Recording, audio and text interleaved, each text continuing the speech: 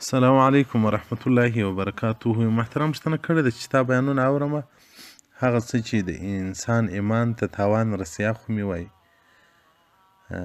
زده سوله، دا چې ایمان ورباندې قوي کېږي هغه شان راوښیه.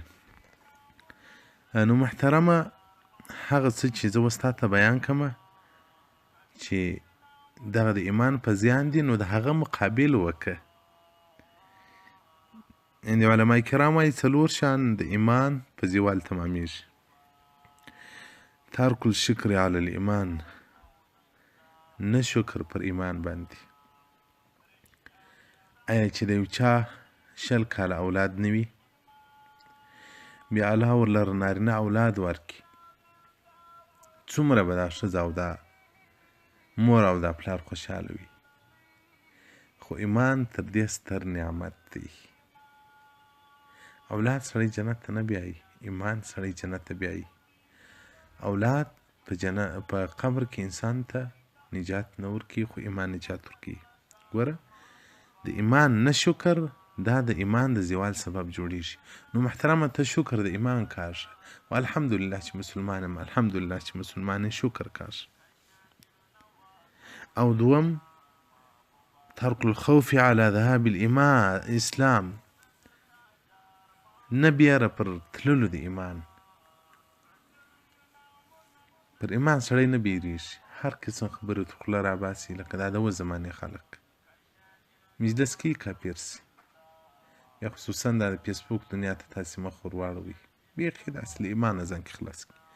باید سړی دومره محتاط واوسېږي لکه سړی چې په یو لار باندې را روان وي، په دې لار کې مینونه بومان پټ وي، اندازه هم نه معلومیږي چې په کوم ځای کې دی، نو به څومره احتیاطي قدمونه اخلي، نه یې چې اوس مین را باندې پټاو سي. نو دا ډول به سړی ټول اندامونه د بدن په کنټرول کې استعمالي، دی نه چې هغه څه راڅخه صادر کړول سي، هغه څه رسونه سي چې ایمان ته مې تاوان ورسېږي. و ظلم اهل اسلام، پر اهل اسلام باندې ظلم کول. نو پر ایمان وبېرېږه، د ایمان شکر وکاږه، پر مسلمانانو ظلم مه کوه، او حقوق والدین او د مور پلار ازار دا سړی په ایمانه تر دنیا تېروي. نو دغه څلور شیان په ځان کې راوله، ایمان به دې قوي سي، پر ایمان به ورسې. شکر د ایمان کاږه، پر ایمان ووېرېږه،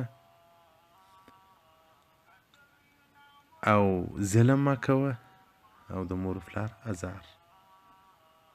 او هغه د ایمان د حفاظت لمونځ مې درته ذکر کړی و، هغه کوه.